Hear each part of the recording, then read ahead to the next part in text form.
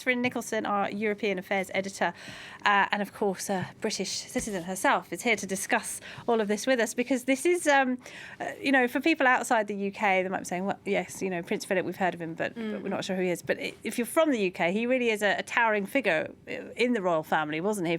He just seems to have always have been there. Exactly. Towering, literally, absolutely enormously tall, and also always there, in the sense that he was always a couple of paces behind Her Majesty the Queen, Elizabeth II, his wife, even though, of course, he was the man, he was older, etc. Because of her being the Queen, he always had to walk a little behind her and observe that protocol. And somebody who, like you say, has always been seen as quite the support to Queen Elizabeth, even though she is the monarch. She has all of the official roles of speaking to the various British prime ministers, that kind of thing. She herself has really given very strong notice to the public many times how much she feels that he's quite the rock, or who has been quite the rock in her life and in her royal functions. Right, absolutely. And of course, for those who might not know, he is, of course, the father of Prince Charles, who is next in line to the throne. And he was an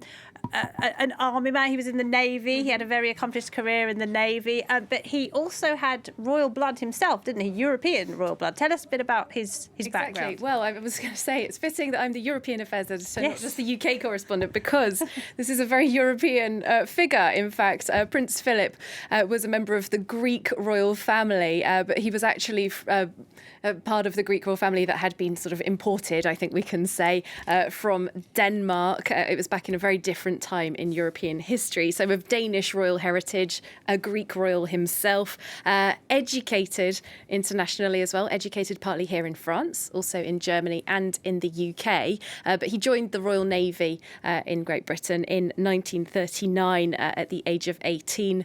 And that's also when he started his correspondence with the future Queen Elizabeth, who was only 13 years old at the time.